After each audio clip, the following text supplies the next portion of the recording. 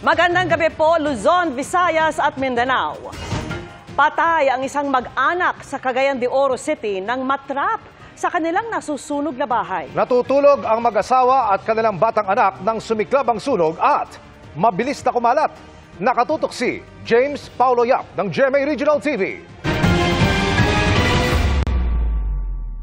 Pasado alas 11 kagabi nang makuhanan ng CCTV ang pagsiklab ng apoy sa isang bahay sa Barangay Gusa sa Cagayan de Oro City.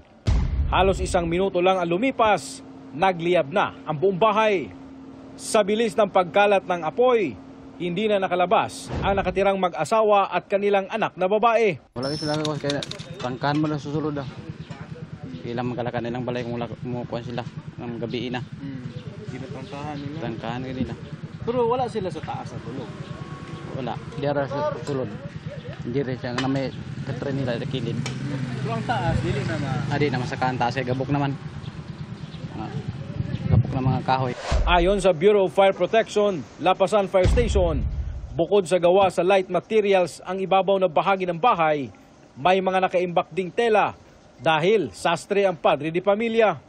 Ilang taon na rin umanong walang linya ng kuryente ang natupok na bahay. Pag abot na mo sa area sir, ang balay sa fully engulfed na gid siya sa kalayo. Kay since gabi nahitabo, late gid ang call na na-receive na mo. Pagkatapos ng sunog, na-recover ng BFP malapit sa pinto ang labi ng 40 years old na ina, 60 years old na ama, at ang 13 years old nilang anak. Inaalam pa ng BFP ang posibleng sanhi ng sunog. Nagtanaw mi didto na amang gyapon sila atong makina nga di motor. So unsa ang ilahang source of electricity gyapon ato kay electricity driven man to na tong pagtahi since Taylor ang negosyo ani ni katong namatay, tailoring. And then number 2 ana is kanang luto since napon mi nakita na LPG didto sa sulod. Mula sa GMA Regional TV at GMA Integrated News, James Paulo Yap, nakatutok 24 oras.